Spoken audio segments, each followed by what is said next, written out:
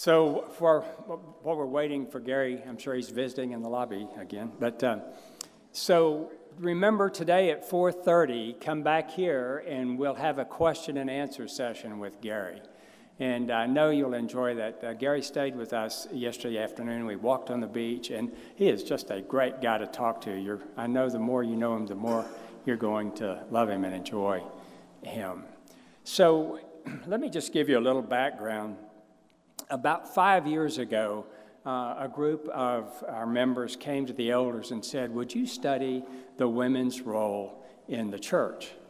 And the elders all looked at each other and said, well, why would we do that? We have that all figured out. We know what the women's role in the church is, and as we really don't need to study this. But these folks, these good people, were insistent. They said, would you please study this? We would like for you to review what the Bible really says about this. And so we did. For about the last 5 years, your elders have been studying the Scriptures and what the Scriptures have to say about women's role in worship and leadership in the church.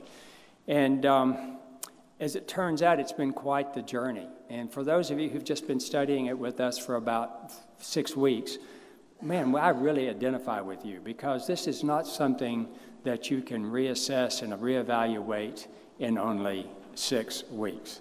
And so if you look on the website, if you look on the app, if you go to the Discovery series, you'll see a list of books that we have studied. And not all of them, but many of the books that we have studied.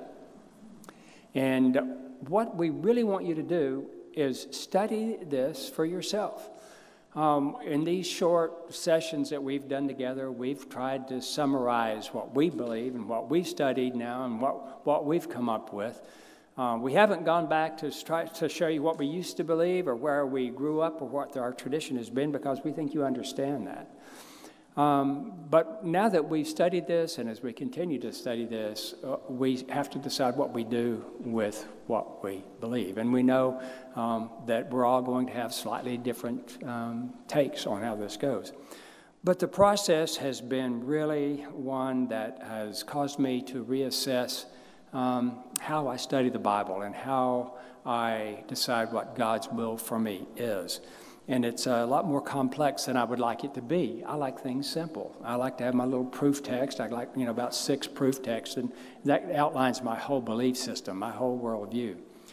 But as we were studying this, one of the last books that came to our attention, Kevin brought it to us, I'm not sure where from, was a condensation that Gary Burke had written of an earlier book that he had written. And so I reached out to Gary on the website and found a kindred spirit. I found a new friend. Gary has been so generous with his time.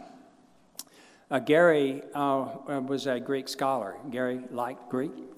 Gary did his master's in Greek at ACU and then got his PhD from the University of Iowa, I believe it was, in theology. And he's worked as in colleges. He's worked in the churches, and he got to Connecticut he went up to work with a friend to do translations of the Bible from Greek into modern languages, and got to Connecticut, and there he stayed.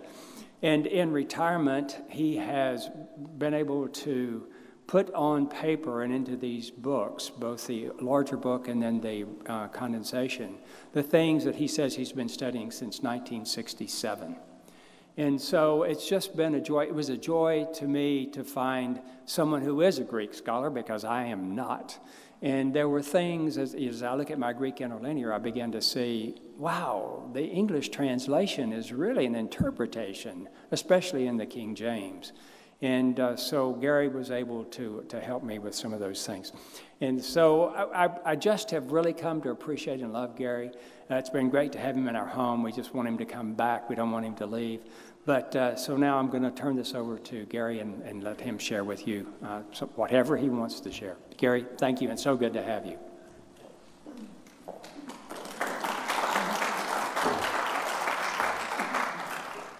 All right, thanks for the introduction. I will say something about Greek. I often will be asked, I always take my Greek Bible to church because that's just me. But I'm often asked, what does the Greek say on that? And my most frequent answer is, can you guess what it is? The same thing the English says. In other words, most of the time, you're not going to learn anything much more than if you use 2 or 3 good English translations. I mean, but there are those places where it does help and where it matters. And so I rarely discuss what the Greek says because, there are so few times when it really is critical to do that. Really good to be here. I appreciated the opportunity to preach this morning and to be here and to stay with the people tonight. Just all of this experience has been good so far for me. I do want to make a couple of introductory remarks. See if I can see how to make this thing work. All right. This is my first remark. Traditional roles are no less important. One of the things that if there were things about this and 2 or 3 or 4 things that keep me up at night, would keep me up at night about this, this is one of them. And that is that any of our sisters would think that any discussion about opening up more opportunities for women to serve than they normally have in our congregations is in any way a depreciation of what you already do and how important that is in our congregation. I'm really concerned that people may think that. I mean, when we made the change in our congregation, there were plenty of women that had no interest at all in doing any of the things that we said they could do. But they continued to serve, and ones that did have an interest continued to serve in the way they had always served, and it was wonderful in our congregation. So, we're not talking about depreciating anything that people are already doing, but giving women opportunities that I've come to believe, at least, that God is in favor of their having that they don't have or have not traditionally had. The second thing is that we're going to disagree on these things. This is hard stuff. I know that several of you, I know generally because I know what happens in congregations when they deal with a tough topic like this, and I know about some of you, I don't know you by name, but I know that some of you are struggling with this, and I understand that, and I've been through this in a congregation, and I've seen congregations struggle with this. Sincere, honest, Bible-believing, careful Bible students can and do disagree on this topic. We just do. Last week I got a text from an elder in a church in the Northeast. I'm not real familiar with him, but I'm somewhat familiar with him.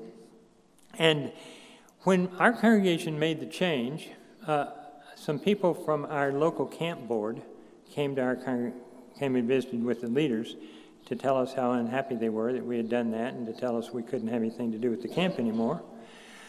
And he was one of them that came. And so I know where he came from and what his views have been on this.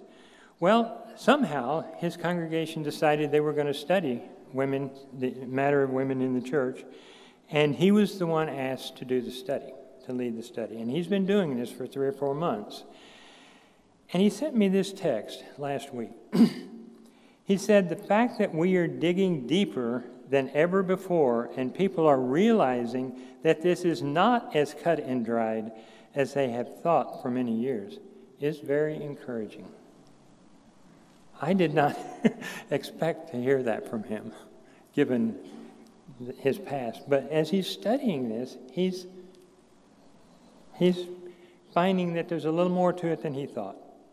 Truly, this is not as cut and dried as is often characterized by those on both sides of the issue. But we're brothers and sisters. We ought to know how to disagree with each other and how to live with that and respect each other and love each other on this and other topics. And so I think it's so important that none of us has intellectual pride thinking that, well, I'm right and everybody else is wrong, or these other people who disagree with me are wrong. I've figured it out and I'm not about to change, or I've changed, I figured it out and I've changed and I've figured it out. Whatever. We need to treat each other as brothers and sisters and love each other and respect each other and realize that we're on a journey and we're going to get there wherever we end up at different points and need to help each other get there. But we do have a lot of disagreement on this subject. So why do we have so much disagreement on this topic?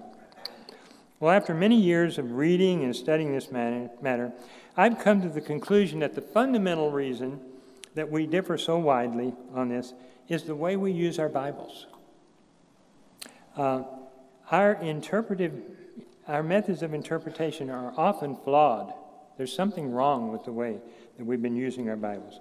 Now, sometimes we differ simply because we're careless. And I don't mean to be judgmental here. I'm careless as well. And the page references that I'll have in some of these slides are page references where I discuss some of this in the book that you have. But why are we careless? Because we're human. We're fallible. Only God gets it right every time. We're not going to get it right every time. And we are going to make mistakes. And we're going to need each other to correct each other, to help us see where our blind spots are as we are trying to understand the Bible. And there are a number of reasons why for this. Some of them are avoidable and some of them are unavoidable. But it all stems from the fact that we're not God. We are people, and we're going to make mistakes. We do get careless, and we need to be reminded of that every once in a while. But another reason, somewhat related to this, is that we are heavily influenced by our traditions. Traditions, I believe, are not bad in themselves. I believe that our traditions keep us grounded and focused in a world that is trying to distract us from things that are important.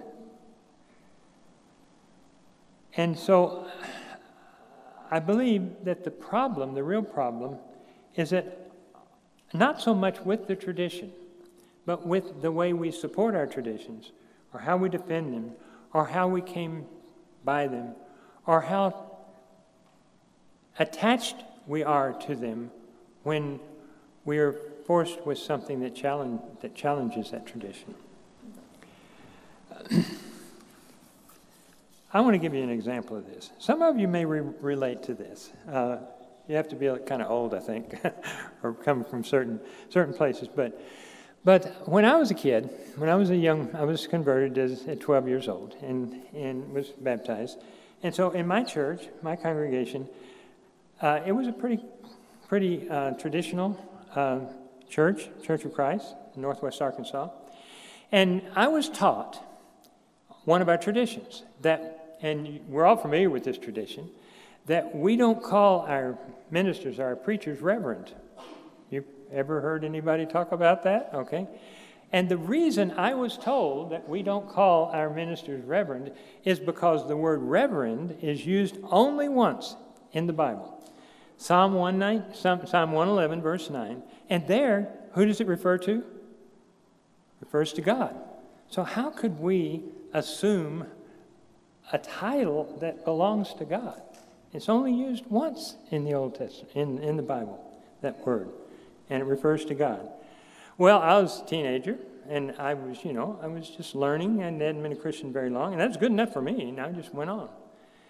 Years later, I found out that I had been told that was absolutely false, and I learned that yes, it is true that the word reverend is used only once in the King James Bible. But the Hebrew word that is translated reverend in the King James Bible is used all over the place in the Old Testament, many times, and not just in reference to God. Well, that was kind of eye-opening for me. Now, I was a campus minister for 20 years, and I never wanted anybody to call me Reverend, and no one ever did, thankfully. And there are reasons why I didn't want to be called Reverend, and why I like our tradition. But the traditional way we were supporting that was, in my view, false. It was wrong. And I'd been taught wrong. But I believe that some of our traditions, like some of the traditions that Jesus talked about the religious leaders in his day, are not as benign as this. Some of them can run counter to Scripture. Some of them can cause harm. And it's my conviction, and here I'm, for those of you who are, in disagreement right now with the stand I am taking and what some of the things that you've been hearing from your elders, this is probably going to be the hardest part for you to hear. But I believe that the way we have treated women in the church traditionally is one of those cases where it has caused tremendous harm and is wrong. I believe that it is biblically wrong. And I discussed these, and so I'm not going to say any more than just to list them, but I discussed them in the book. Let's see where. And there are 4 reasons why I think, if I am right about this, that we have been wrong about the way we've treated women.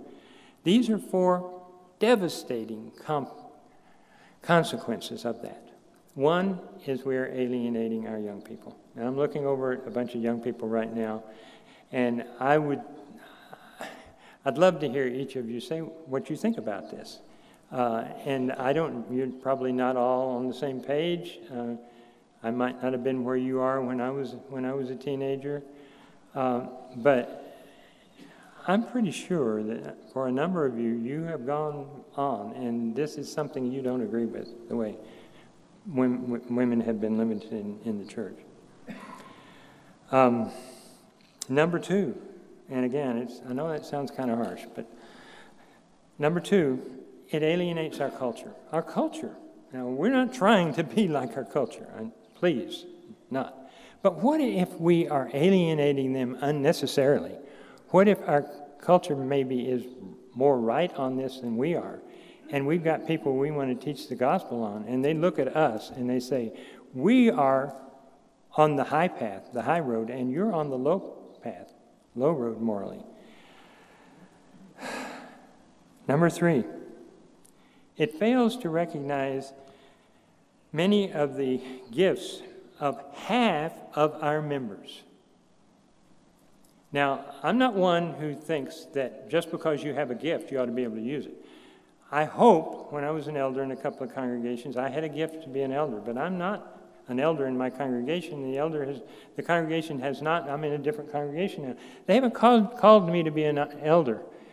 I hope I have a gift to be an elder, but I don't have a right to use that gift unless I'm called to be an elder. And that refers to other gifts. But it is my belief that that there are some gifts that some of our sisters have, gifts from God that God is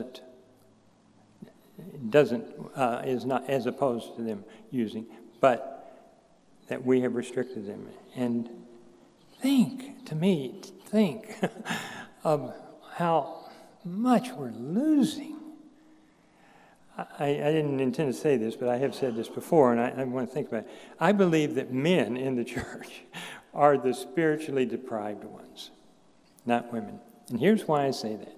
Because men can hear great Bible lessons and wonderful prayers and all this only from men. But the women here have their own women's meetings and women's retreats and all kinds of things. And they can hear from both men and women. They have much more spiritual feeding because we as men can't hear. I'm not going to say much more, but to me, one of the revelations to me has been hearing women pray. As a man, I have learned more. I've learned a lot about prayer by hearing how thoughtful and everything some of the women who've prayed in my presence have been. So we're having underused or unused gifts. And then we are, if I'm right, that we are limiting people's freedom, that we're telling people to do something that God has not said they can't do, but we are saying it, then we're doing something that's pretty dangerous as far as I'm concerned. You read Galatians 2 and you read Galatians 5 and you talk about what God thinks about taking away someone's freedom in Christ. Now, he's talking about a different kind of freedom and everything. But that's kind of a scary thing. Now, I understand these are bold claims.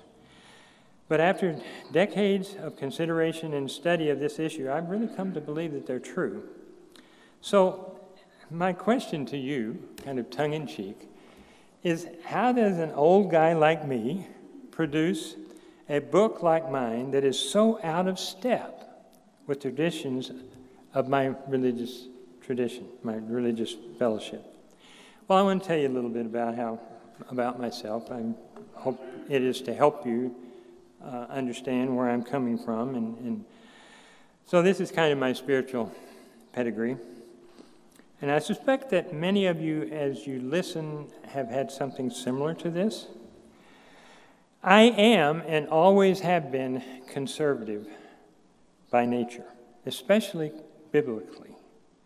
I was baptized over 60 years ago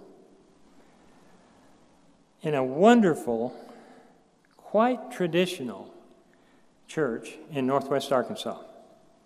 Great church. I was blessed with a strong Christian upbringing. The most important mentor in my life, and the one that I respect more than anybody I have ever known, is my father.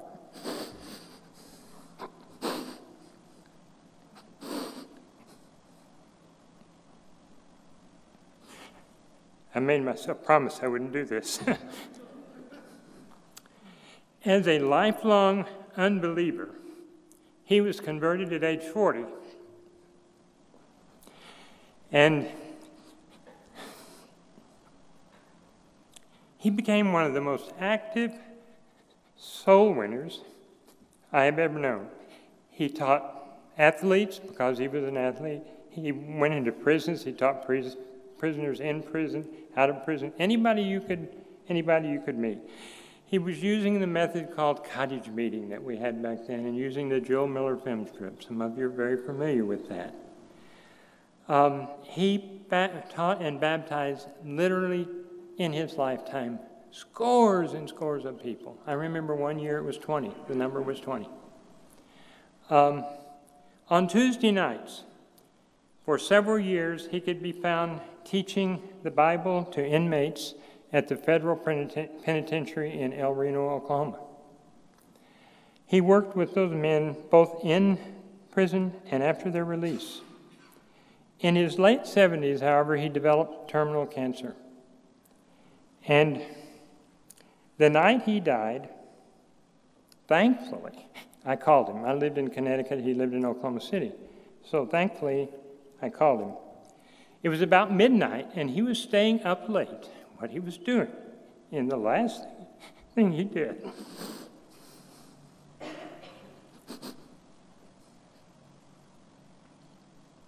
He was writing a letter to a young man that he had taught weightlifting to, and had taught the gospel, because he was discouraged and he was encouraging him. In an hour or so, he went to bed and never woke up. That was my dad. That's the upbringing I've had. When he was converted, it was all in, just like somebody had flipped a switch. I really respect him, and it's been so important in my life to have had that kind of a mentor. As a teenager, because of that kind of a church and that kind of a father, and because of some great elders that took me under their wings in our congregation, I went and decided I wanted to be a preacher.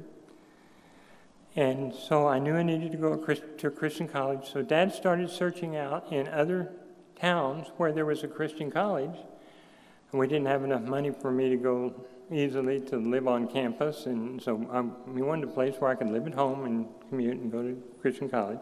And so he sought and found a job in a town where there was a Christian college, and we moved there when I was a junior in high school. So when Dad and I were converted, we both really bought into the idea of restoring New Testament Christianity. And that implied for us, both of us, a deep respect for the Bible as God's Word. Because of the works-oriented church at that time in which we were baptized, early on, Dad started compiling a list. I don't know if you've known anybody that's ever done this, but he started compiling a list of all the commands in the New Testament. Because he thought, if we could just get all of those and get them right, then do the best we can to get them right, then someday we're going to be able to hear those words, "Well done, good and faithful servant." That's how he lived, and that's my spiritual heritage. For me, restoring New Testament Christianity was not so simple, but it was for him. And it's changed through the years. But what has not changed is my conviction and his conviction that the Bible is our final authority in all religious matters. So when it came to my growing discontent with our traditional approach to women in the church, it was not what was going on in my world. In fact, this started so early that it was before the women's movement had actually started. It wasn't something that was going on in society as much. It was not what was going on in the world around me that caused me to do this, but what I was reading in my Bible. So, where did all this begin? I was a campus minister at the University of Oklahoma. I think I mentioned that this morning. And we had recently bought a house, an old house, and had for our student center, and it had a real nice plush carpet in the living room, big living room. And every once in a while, something would be going on, and we'd say, "We've got to pray about this." And so we'd call up the students late at night, and they'd come from their dorms at 10 o'clock at night, and we'd have a prayer meeting about something, and we'd all get in the floor of the student center, of the living room, and we'd just go around and pray around the circus. Many of you have probably done that before. And both men and women prayed. We made no distinction. I'd never heard about that kind of a distinction in that kind of a setting. But shortly, a couple of the women, young women, came to me and said, "Hey, we have some problems with this. We come from a church where we've never done this. We've been taught that women cannot pray in the presence of men in any setting." And I was flabbergasted. I had never heard of such a thing. I knew that it didn't happen in church, but I had never heard such a thing. So we had to work through this so that what we did was something that was not going to violate anybody's conscience, and we were able to do that. But I committed at the time, I've got to study this because that view does not make sense to me, but I have to really figure this out in the Bible to make sure that I'm right. At the time, I was teaching an adjunct college class through Oklahoma Christian, so I chose the pastoral epistles as the class I was going to teach. 1 and 2 Timothy and Titus, because 1 Timothy 2 was being used by people to teach that women may not pray in the presence of men in any setting. In fact, some people were even saying a wife may not even pray in the presence of her husband. And they had gone to that point. I didn't believe it, and I didn't think it, but I had to convince myself biblically what the truth was. And I did, and I studied it. But having resolved that through a study that was pretty eye-opening, it caused me to ask an additional question. If we've gotten this one wrong biblically, is there anything else about women in the church that maybe we have gotten wrong? I was in my mid-20s at the time, and so from that point on throughout my life, I began thinking and studying and journaling and collecting books and articles on this topic. Over time, various pieces of the puzzle started falling into place, but they all didn't. As often happens, I'm sure many of us have experienced this, when you study something deeply, you find out there's more to it than I thought there was here. And I began to see the complexity of this issue the more I dug into it. And I became to realize that for me to finally solve this issue, and to my satisfaction, biblically, it was not going to be easy. More study was needed, especially in 1 Timothy 2. I was then early on, fairly young actually, an elder, when we were in New Mexico where I was a university teacher, for a couple of years. And as an elder, I was responsible for what happened in worship. And during that time, I did not challenge our practice that we had inherited and that most churches were doing of not allowing women to do anything publicly in our worship. I wasn't real comfortable with some of that, but I didn't challenge it because I had made up my mind I am not going to do anything about changing that until I can solve this biblically. I have to figure this out. I'm not going to make any changes. So the next part is then we moved from there to Windsor, Connecticut. We did that in the mid-'80s, so we've been there to a church in Windsor, Connecticut. It is it was a church plant. We went there about a year after the group went there, and it's a great town. I'm kind of running low on time. I wanted to tell you a little bit about the town, but it's so historical. Two of our members in our congregation live in houses that were built during the presidency of Thomas Jefferson. So, there's some real history. Down the street from one of them, and about 2 miles from my church building, is one of the guys that helped write the Constitution, and was the one that came up with the name of the United States of America. His suggestion was putting that wording in the Constitution. I mean, it's a great place for a church. Well, when we started there as a church, we had a supporting congregation, a main supporting congregation, that said, please commit to this one thing: do not allow women to pray in the presence of men, not only in your church meetings, but in services, but in any setting. And we committed to that. I wasn't there at the time the commitment was made. We tried for the first 15 years to abide by that, some of us grudgingly, but we did. But we became self-supporting after 15 years. And so after that, some people started saying, why are we still doing this? We don't have to do it. Why are we still doing this? And so we decided we were going to study the issue of women praying in our congregation. It's the only thing we were really studying, and I led that study, and we started in 1 Timothy 2, where the passage that people use to deny that women may pray in the presence of men or in various settings. And then we went to 1 Corinthians 11, where women were praying in Christian meetings. And we concluded that we could not be faithful, especially in light of 1 Corinthians 11. We could not be faithful to Scripture and continue to say women may not lead prayer in our services. And so we changed our practice. But that was not enough. We knew that there were other issues, and the overall issue would not go away. How could we defend biblically other limitations that we were placing on women?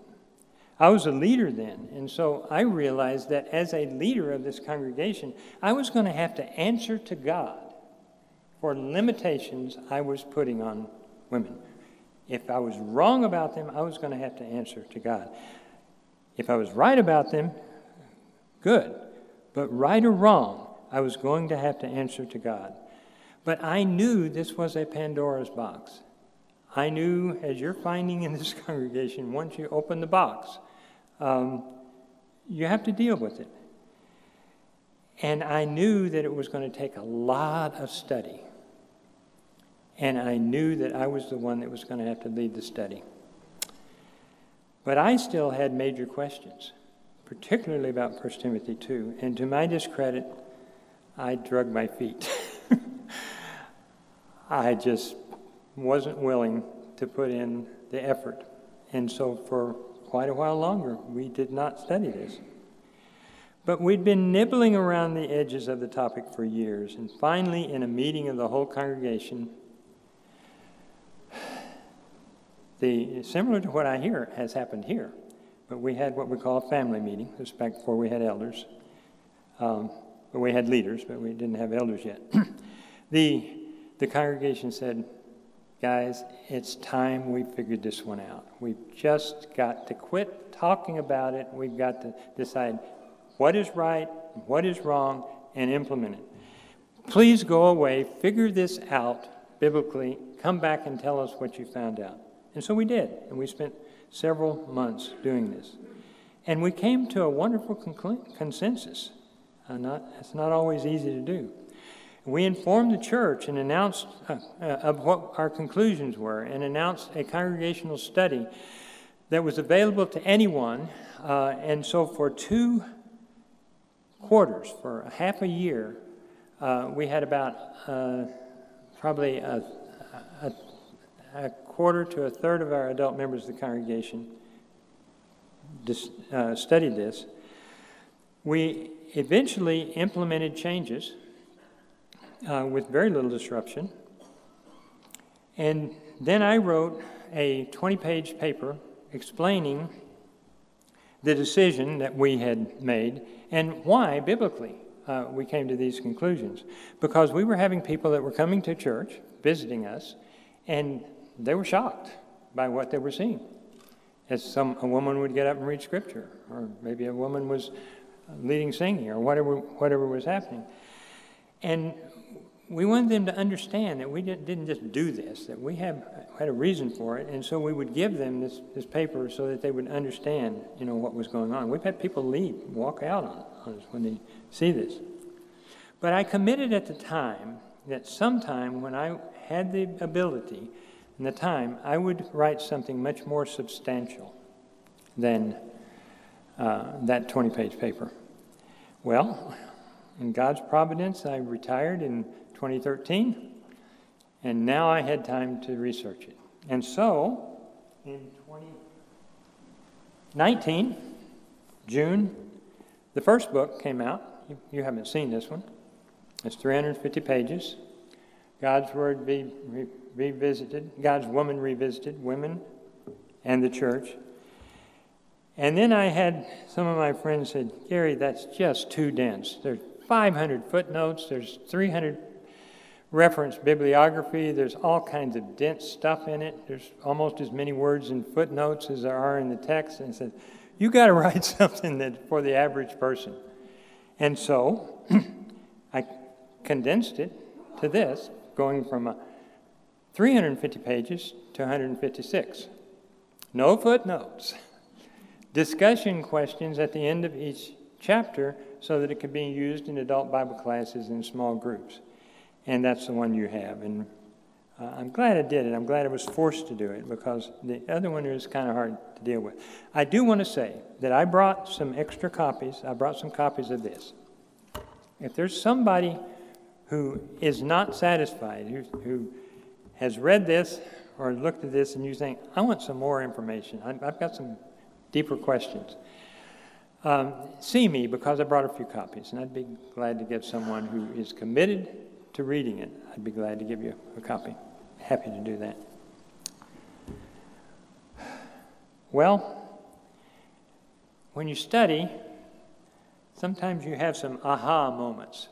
These are some discoveries that you have. I want to talk about 5 ahas that we had, discoveries. And some of these are discoveries that I've heard from your elders in the sessions that they've been doing in the last month, are discoveries that you have also made, but I'm not saying all of them are. But here is one that we were not sure of when we started, how we were going to come out. When we did our study, we weren't so sure. But one of the ahas, one of the things that's a discovery, key discovery, is that the Genesis creation narrative reveals no hierarchy in the family prior to the fall. That is, male over the female, husband over the wife. just the beauty of companionship between the first couple. That was an aha for us. We weren't sure about it when we started our study, but that's the conclusion we came to. Number 2, the chapter in my book that I wrote, that I had the greatest enjoyment writing, was the chapter on Jesus and women. I've had people tell me that that's the one they liked the best in the book. It is one writing of which made me fall in love with Jesus all over again. It's just amazing the way he treated all kinds of people, but the way he treated and thought about women. And he was so countercultural. He was so different from the religious leaders in this. And it had 2 important results. This was what we discovered. And of course, Tom talked about this in his session. It elevated women's status. Women's status was so low in the world at that time that anything like what Jesus was doing was going to elevate it. And it really elevated their status. And it set the stage for the church. Jesus set the model for how women and men were going to interact in the church. Wonderful model for us. Third, it was so wonderful to read in the New Testament that the first decades of the church, things kind of went off the rails in the 2nd and 3rd century, but in the first decades of the church, they followed Jesus' example. Women were heavily involved in congregational church life and in missionary expansion of the church in ways that would have been unimaginable in the cultural setting in Judaism from which the church sprang. Jesus set the example, and they followed that example. 4, I've been told all my life that Paul's absolute rule, as expressed in 1 Corinthians 14 and in 1 Timothy 2, representing these 2 churches, the absolute rule was that women do not speak. They don't open their mouth in church, period. That's his absolute rule. What we found is that just the opposite was the case, that women actually did speak in the assemblies in Corinth and Ephesus. And I'm not going to say much more about it because I want to get to some things, but let me just explain kind of part of the reason for it, part of the logic for this. You have to have something going on to have something to correct. And Paul is correcting behavior in Corinth and Ephesus. Now think about that in this church. The church in Corinth spent a year and a half there. He wrote. We have a record in the New Testament of 3 visits that he made and up to 4 letters that he wrote to the church. In 1 Corinthians, he refers to an earlier letter, for instance, 5th chapter. So up to 4 letters that he wrote to that church. He's really involved with this church. And they, of all people, ought to know what Paul's rule was about women speaking in the church. And women were speaking in the church, in that church. And it had to be corrected because they were doing it wrong. Ephesus. There was no church that Paul was closer to than the church in Ephesus. He spent more time in Ephesus than any other church. He established the church on his 2nd missionary journey, 3rd missionary journey, forgotten now. No, he visited there on 1 missionary journey, came back and established the church on another. But anyhow, he was there 3 years. 2 of those years, he taught in a religious school, the School of Tyrannus, in which he trained missionaries to go out through all of Western Asia Minor and establish churches. Probably the church in Colossae, the church in Laodicea, were established not by Paul, but by his students at the School of Tyrannus. I mean, that church knew Paul. When he left, we know in Acts 20, the time when he left, and they thought they'd never see him again. And he met with the elders, and they were crying. They were so close. This is a church that knew Paul and what his teaching was about women speaking in church. And in Ephesus, that church, women were teaching. Otherwise, there would be nothing to correct. And it just coming to realize that, it was late in life that I realized the significance of that. That was a real aha. And then finally, the final one I want to mention is that we still have, though, 4 verses in 1 Corinthians 14, 2 of them, and 1 Timothy 2, verses 11 and 12, that have to be explained. The general picture we get, what I want to say about this is that the general picture we get of women in the church in the New Testament is so positive, including and especially Paul's statements, that the combined 4 verses in Paul, which somehow have been the place we have always begun when we talk about women and ended when we talk about women in the church, they are so shocking when we look at how positive everything else is in the New Testament. They're so shocking that we have to look at them and view them as anomalies, something that are not the norm of the picture of women in the church. They are anomalies in the picture that they paint in Christian life. Not that they're wrong, but they are the exception, not the rule. But they still need to be explained. It's not enough just to say, well, they're an exception. They're in the Bible. They're there. And so how do we explain these verses? Well, if there's anything I got out of the elders' presentations in the last month, and I got a lot out of them, by the way, it was this, that we have to look at the setting or the context of statements in the Bible. And that these passages, and a simple answer to how do we explain them, these passages are limited in scope by the settings to which they were addressed. Rather than being Paul's rules that Paul is laying down for all congregations, current and future, they are dealing with specific situations on the ground in Corinth and Ephesus.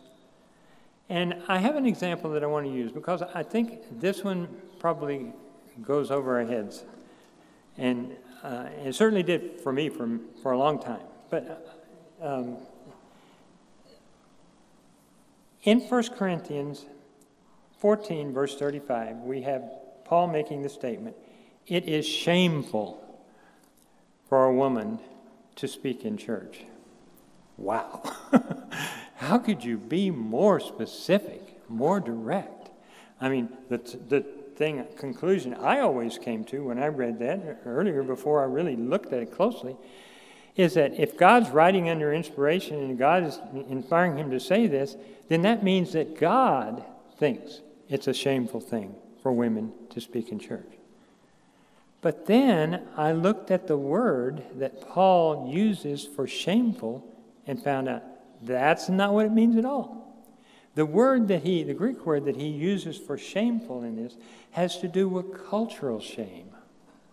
It has to do with the fact that in Corinth, in this particular place, it was shameful for women to be doing what it was they were doing in church. They were doing something that was embarrassing, that was inappropriate, and it needed to stop. So it wasn't talking about what God views about it, it's what the people in Corinth, in their culture, thought. How these women were acting and speaking in church, whatever that was shameful, culturally shameful. Some of you are probably familiar with the great New Testament scholar in the Restoration movement in the late 19th century, J.W. McGarvey. Some of you heard of him. He wrote the Fourfold Gospel. We tried to make go through all the Gospels in chronological order, all 4 of them. He wrote a classic commentary in the book of Acts. My dad loved that book. He loved McGarvey's, but he also wrote a commentary on other books in the New Testament. He's probably the greatest New Testament scholar in the Churches of Christ in the 1900s, unless Alexander Campbell was, but he was great. Anyhow, he was commenting in his commentary on 1 Corinthians 14:35 about the mistake of trying to apply something that is addressing a specific cultural situation to other situations, like our own, where it is not shameful for women to speak in public, to speak in church. And so he writes this: although the customs of the age made it a shameful thing for a woman to speak in public, the powers of woman have become so developed and her privileges have been so extended in gospel lands that it is no longer shameful for her to speak in church. That was spoken by him, written by him 150 years ago. How much more is that true today? And so I ask the question, what is shameful today in our culture? If Paul were writing 1 Corinthians today and he was saying the matter of women speaking in church, what is shameful in our culture? What is cultural shame? That was the reason he used to have women quit doing whatever it was they were doing. Cultural shame. What is shameful in our culture? Having women speak in church or not allowing them to speak in church? Think about it. So we're talking about a cultural setting. And so what is the cultural setting in which Paul's limitations on women's participation in the assembly are addressed? I'm going to give you my best guess. My guess is as good as the next person, maybe a little better because I've spent a few years working on this, but it's not infallible, and I constantly learn more and more. But I acknowledge it is a guess. It is my best guess, given years of study of this. But I want to look at the bird's eye view of the issue of men and women in that particular culture. Christianity was born into a world in which the normal spheres of and expectations of men and women were very different. Jesus' world in the East was much more restrictive for women. But as we move into Paul's world, the Gentile world, in the West, the situation involves more freedom for women, even in public. Not full freedom, but it is freer than it was in Palestine. Thus, this varied from place to place, but there was something that did not vary. So there are limitations, but a growing freedom. But the second bullet, one thing that did not vary, and it did not matter what culture you were. If you were Jew, Greek, Roman, any culture in the world at that time, what did not vary is that married women had a special role in the home and a particular obligation to their husbands. Everybody agreed on that. Everybody. No one disagreed in any culture at that time. How much freedom women had, it was a little bit different culture to culture, but not this one. So this mixture of diversity in the application of the growing freedom of women and uniformity about their role as wives and managers of their homes or their household, as Paul will use the word in 1 Timothy 5, verse 14. This is the setting in which New Testament speakers and writers found themselves. This is where they lived, how they had to apply what God thought about women in the church. So despite a few, I'm almost through here, but despite a few verses in Paul's writings that sound strange to the modern ear, on balance we find in the New Testament, following Jesus' example, an enormous leap forward for the status of Christian women. However, due to the natural aversion, and I'm going to do this next, Paul's response, the natural aversion to anything new in Jewish, Greek, and Roman settings, the first Christians had to be careful about their reputation with both local governments and the populace. I'll just quickly mention one example. 1 Peter, written to the northern part of Turkey, just across from Crimea, across the Black Sea from Crimea. He's expecting soon Christians are going to experience persecution. 50 years later, they're being killed for being Christians by their local Roman governor. Christians had to be careful. They had to be careful. That's probably why they took the stance they did on slavery. And the populace, they had to be careful because of opposition from them. So they picked their battles for the sake of the mission. Paul expresses frequently his concern about how we're thought about by outsiders. One of the requirements for elders, they have to be well thought of by outsiders. And this surfaces in discussions about women. So similar to the cautious way that Christianity dealt with slavery, my guess is that the often hostile situation in which the early Christians found themselves and or their concern for outsiders' receptivity to the gospel, where they really wanted to reach people, these are the reasons that they at times needed to avoid upsetting local norms about women, and especially about wives' behaviors, and especially in public. Thus, in those passages in 1 Corinthians and 1 Timothy that seems to go so against the flow of the significant elevation of women by Jesus and the rest of the New Testament, we need to ask whether there was something in the specific situations in Corinth and in Ephesus that can account for it. And when we do this, those passages that seem so out of step with the rest of the New Testament become much more understandable as Paul's instructions for specific situations on the ground in Corinth and Ephesus, rather than as directives for every congregation in every place for all time. I'm going to end with this statement because I do believe that 1 Corinthians 14, 34, and 35, and 1 Timothy 2, 11, and 12 have something to say to us. I'm not trying to say that they're not important. I'm just saying that what we need to do is, as far as today is concerned, we just need to be alert to the differences between Paul's world and ours as we try to interpret them, and then as we try to interpret them to our situation. That's it. As I sometimes say, I've already told you more than I know. Gary, thank you so much. We really appreciate that. So remember, come back at 4:30 today. And I have just one more announcement.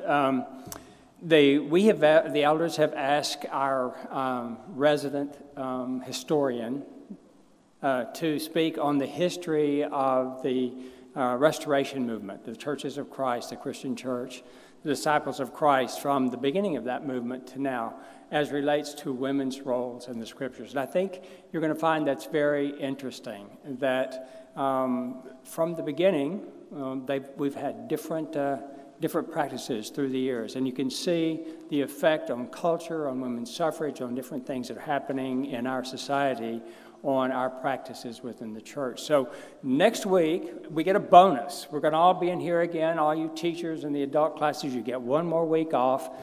George is going to speak at the 11 o'clock hour on the history of the church. Can we just pray together? All right, Jim, are you going to come pray? I'll say something for you. Sure. No, I already prayed a couple of times. I prayed twice. No.